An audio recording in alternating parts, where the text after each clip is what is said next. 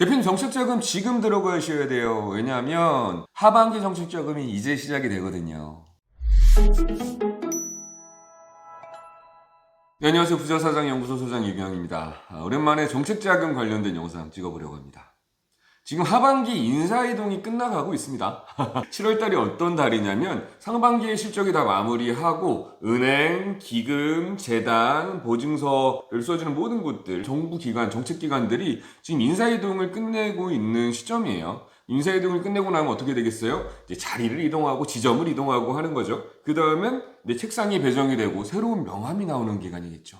그럼 이 기간 동안 일을 할까요? 안 할까요? 아니에요. 이 기간 동안은 일을 하지 않아요. 그런데 이 기간이 끝나고 나면 어떻게 될까요?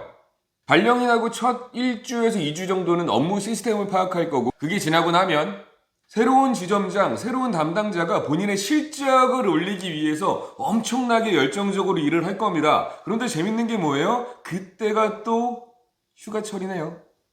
그러면 휴가를 가기 전에 여러분들 마음이 어때요? 휴가 가기 전에 내가 어느 정도 그 휴가 갔다 온 다음에 일을 처리할 거를 다 세팅해놓고 가는 게 편하겠어요? 아니면 그냥 가는 게 편하겠습니까? 그래서 지금 같은 달이 돈이 잘 풀리는 달의 시작입니다. 그러니까 8월달 대출을 지금부터 준비해야 된다 라고 생각하시면 좋을 것 같습니다. 지금은 공격적으로 대출을 진행해 줄 때다.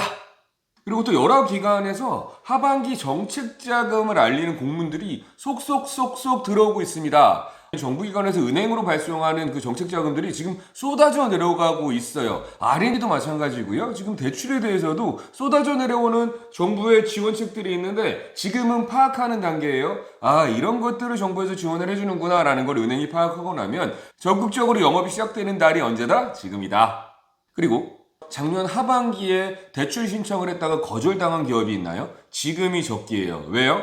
대출 신청이 한번 들어갔다가 거절이 되고 나면 6개월 동안 대출을 진행을 못하게 돼 있거든요. 그 6개월 대출 진행을 못했다가 풀리는 달이 1, 2, 3, 4, 5, 6이 지났으니까 이제부터 풀릴 수 있겠네요. 그리고 그 외에도 모든 자금들은 신청할 수 있는 기간이 정해져 있고 그 기간을 놓치면 안 되고 그 기간 동안 해야 되는 실적이 있는데 작년 하반기에는 이미 자금 소진이 다 끝났을 때예요. 원래는 그때 들어가지 말았어야 됐는데 오히려 잘못 들어간 거죠. 모르니까 그 돈 줄 사람은 생각도 없는데 미리 들어가 버린 거예요. 그러니까 6개월 동안 아예 받지도 못하고 못했던 기업들은 지금 신청하셔야 됩니다. 사업하시면서 일어나는 모든 일들은 다 스스로 하시면 됩니다. 하지만 내가 모든 걸 다 공부하고 경험한 다음에 하기가 어려우시다고 하면 전문가를 찾으세요.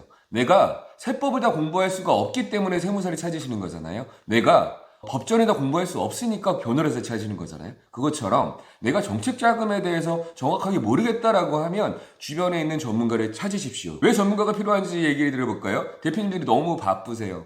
그리고 자금의 종류가 너무너무 많아요. 정부는 자금의 종류를 쏟아내고 있는데 어떤 게 나한테 필요한 건지 어떤 게 나한테 불필요한 건지 구분하기에는 너무나 선택에 대한 사항이 많습니다.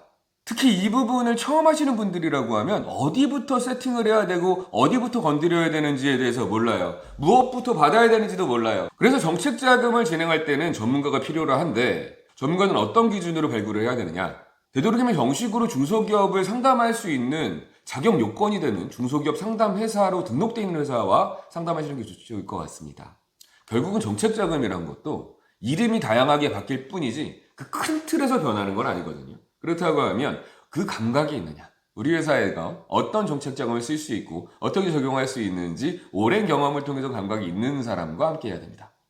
그리고 전문가라고 하면 이 대출을 진행한다는 거에 있어서 결국은 사람이 하는 일이거든요. 그렇다고 하면 뭘 해야 돼요? 내가 최소한 인정받을 수 있는 자격 요건, 그렇죠? 정량적 평가에 대해서 준비를 할 수 있어야 되고요. 그리고 사람이 하는 일이라고 했죠. 정성적인 평가. 어떻게 하면 조금 더 화사하게 보일 수 있을까? 어떻게 하면 조금 더 이뻐 보이게 할 수 있을까? 어떻게 하면 조금 더 이쁘게 말을 할 수 있을까? 어떤 대화를 해야 될지에 대해서 코칭해 줄 수 있는 사람이 전문가라고 생각하시면 됩니다.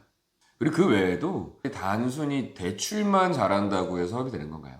노무나, 세무나, 법무나, 자금과 부동산까지 다양한 분야에 대해서 한 큐에 지원을 해줄 수 있는 회사와 상담을 하는 게 좋지 않을까 싶습니다.